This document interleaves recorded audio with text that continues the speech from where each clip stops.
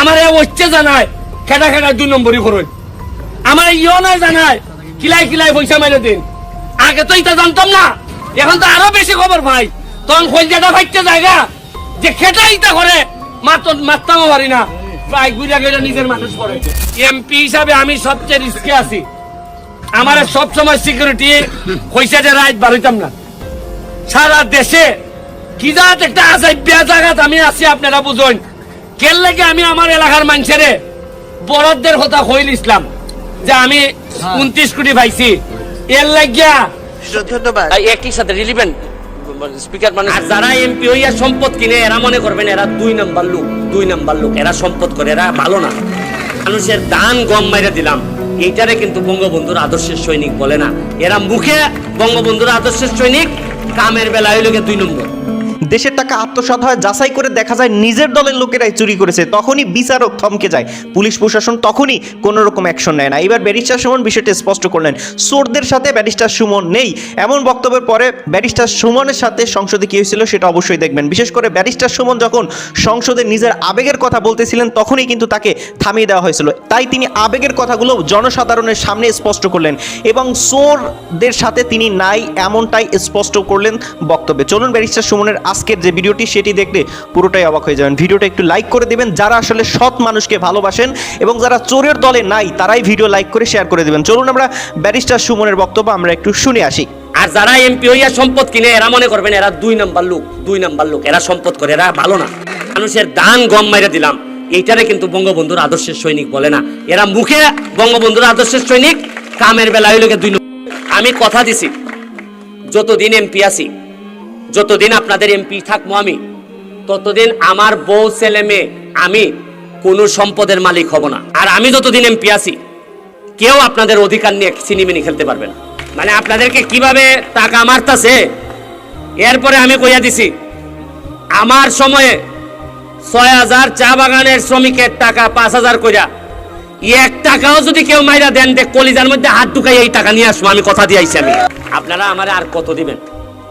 Vote দিছেন, এখন কাজের টাকাও দিয়ে দিবেন, এটা তো হয় না। তাহলে আমি মুখ দেখাবো কেন? আমি বলছিলাম যে যদি ফেল করি তাহলে 3 মাসের মধ্যে দিব ওই মন্দির বানাইয়া, আর পাস করলে আপনাদের কারো টাকা লাগবে না, আমি বানাই দিব 6 মাসের মধ্যে। আমার একটা জিনিস ভালো লাগতেছে কি জানেন, ঘামতেছি তারপরে ভালো লাগতেছে। কোন জায়গাটা ভালো লাগতেছে জানেন? আমি শুনলাম যে আপনারা এতই দুর্ভাগা, আগে এই পর্যন্ত নাকি এই হাতিমারা এই জায়গায় নাকি কোনো এমপি নাকি কোনোদিন আসে না। কারণ আমার বিশ্বাস করেন আমার চোখ দিয়ে পানি আসতেছে এই কারণে যে বছরের পর বছর আপনাদের কাছ থেকে নৌকায় নাম করে এরা ভোট নিল, শেখ হাসিনার কথা কইয়া ভোট নিল, আর শেখ হাসিনার বাচ্চাগুলার এইরকম না খাওয়াইয়া মারলো। তোমরা কিসের শেখ হাসিনার নাম লইলাই? তোমাদেরকে মানুষ ভোট দেয়, তোমরা কথা দাও যে তোমরা ভালো রাখবাই, ভালো খাওয়াইবাই, ভালো পড়াইবাই, ভালো রাস্তা করে দিবাই, এই জন্যই তো ভোট দেন আপনারা। অথচ আমার আশ্চর্য লাগে, আমি এবার 2য়বারের মতো আইছি হাতিমারায়। তা আমার একটা ইচ্ছা আছে যে প্রতি বছরই 1-2বার করে আমি হাতিমারা আইমু। আমার ভালো লাগছে হাতিমারা, যে ভোট আমি একবারই চাইমু। আর আগামীবার যদি আমি ভোট করি, আমার যদি বাচ্চা থাকি, আমি আমার যদি শরীরে মানে, তো মানাইবো কিনা বুঝি না। কারণ এমপি হইবার পর মানুষে খালি ফুলে, আর আমার 13 কেজি ওজন কমছে। শুনলাম বেটা এমপি হইলে বেলে খালি কচি মুরগি খায়, আর তুই কিতা করস, খালি মানুষের ঘরে ঘরে ঘরে গিয়া দৌড়াস। আমি কই গো আম্মা, এরা যে কি বুঝছে আমারে, আমার মতো একটা বাচ্চা ছেলেরে আমারে ভোট দিছে। আমার কাছে মনে হয় গো আম্মা, এটা সৃষ্টিকর্তার আশীর্বাদ ছাড়া এইভাবে আমারে ভোট দেওয়ার কথা না। এই জন্যই এরা ঋণ পরিশোধ করার জন্য সারাদিন এরার পিছনে দৌড়াই। বড় বড় পাঞ্জাবি টাঞ্জাবি পয়রা যারা আসে, এখন আর আমার বিশ্বাস হয় না। আমার বিশ্বাস হয় যে দুঃসময়ে যে দাঁড়াইব হেই নেতা হইব। আর কথা 5 বছরে একবার আইয়া অমুক ভাই তমুক ভাই, আর এরপরে কোনো খবর নাই, মজা মারে ফজা ভাই, আর আমরা খালি বৈঠা ভাই, এটা আর হইতো না। এখন চা বাগানের মানুষরা ফেসবুক চালায়, এখন চা বাগানের মানুষরা অনেক কিছু বুঝে। আগের মতো ওই হাত তোলা দিয়ে বুঝাইয়া আর চা বাগানের মানুষ মানবে না। আমি যতদিন এমপি আছি আর মানবে না। আপনারা আপনাদের অধিকারের ব্যাপারে শক্তিশালী হন, আর আমি যতদিন এমপি আছি কেউ আপনাদের অধিকার নিয়ে সিনেমিনি খেলতে পারবে না। আর কিছু দিতে পারি না পারি, অন্তত আমি ব্যারিস্টার সুমন যতদিন আপনাদের এমপি আছি, আমি দেখবেন এই এলাকাটারে কি বানাই দিই। আমি কথা দিছি যে এমন ভাবে এলাকাটারে আমি সুন্দর করব, শ্রীমঙ্গল মলিবাজার থেকে মানুষ পাগল হয়ে যাইব মেয়ে বিয়ে দেওয়ার জন্য হাতিমারা। আমি কথা দিছি, যতদিন এমপি আছি, যতদিন আপনাদের এমপি থাকবো আমি, ততদিন আমার বউ ছেলে মেয়ে আমি কোনো সম্পদের মালিক হব না।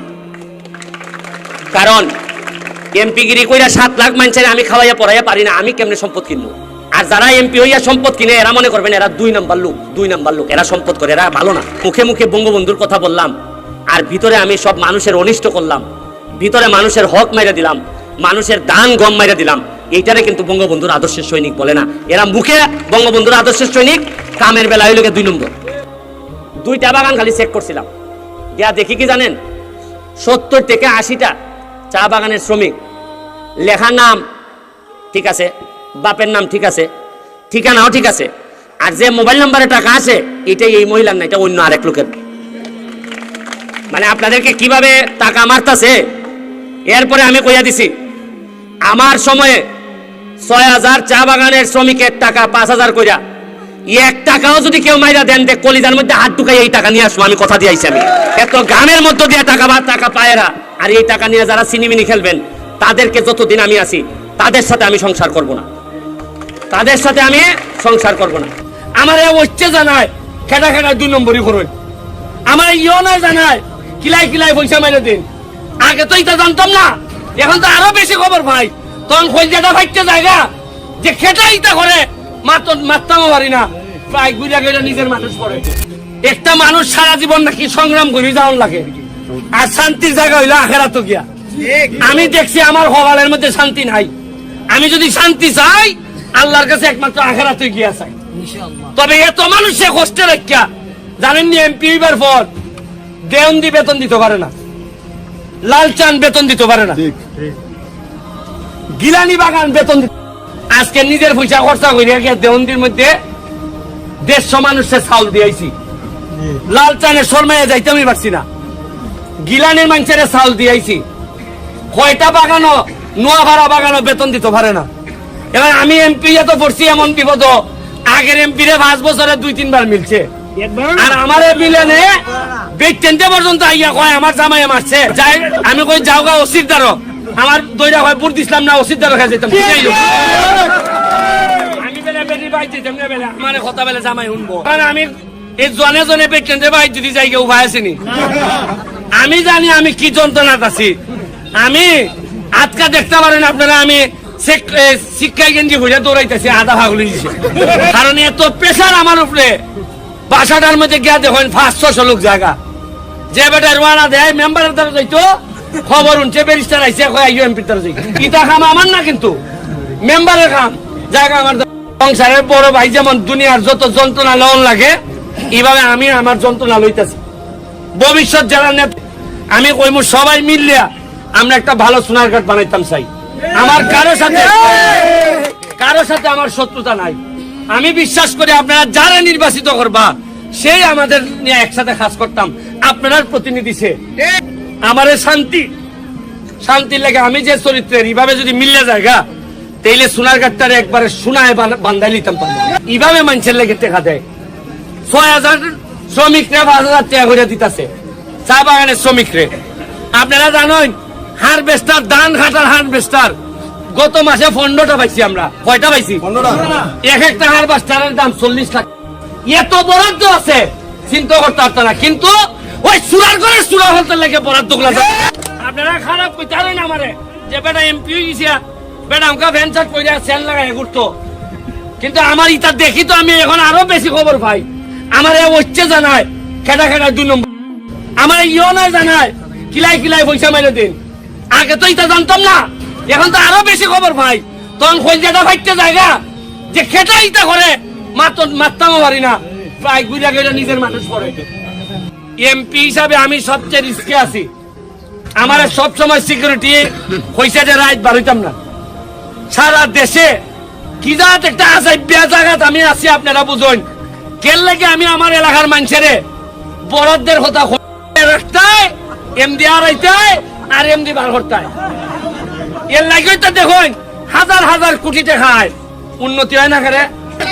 আরো আছে বললে তো খাইন নই, বললে কিটা করে বইলে উরু মাছ আমার খাই দিতেছে সব আর সাথে কিতা করে বইলে 3-4 ভাড়াদার রাখে প্রতিটা এলাকাত বইলের ভাড়াদার আছে আর সাধারণ মানুষ যাইতে গেলে ভাড়াদারে কয় এই হর হর একটা মানুষ কি পরিমাণ সৎ হলে তার সংসদ থেকে বাজেট হওয়া টাকাগুলো মানুষের সাথে শেয়ার করে দেয় এবং সাধারণ মানুষের সাথে কিভাবে মিলে যাচ্ছে ব্যারিস্টার সুমন সত্যি এটা প্রশংসার দাবি রাখে। ব্যারিস্টার সুমনকে আপনি অনেক কারণে তার নিন্দা করতে পারেন, অনেক খারাপ দিক রয়েছে সেগুলো নিয়ে আপনি বিশ্লেষণ করতে পারেন, তবে ব্যারিস্টার সুমন মানুষের সাথে যে মিশে যায় এবং মানুষের কষ্টকে যে তিনি নিজের কষ্ট মনে করেন, এই বিষয়গুলো আপনাকে প্রশংসা করতে বাধ্য করবে। ব্যারিস্টার সুমনের এই দিকগুলো সত্যিই অনেক চমকপ্রদ। বিষয়গুলো আপনি আসলে কোন নজরে দেখেন, ব্যারিস্টার সুমনের কর্মকাণ্ড আপনি আসলে কিভাবে দেখেন, কমেন্ট সেকশনে লিখে যেতে কোনো রকম ভুল করবেন না। ভালো থাকবেন সবাই। আসসালামু আলাইকুম আ রহমতুল্লাহ।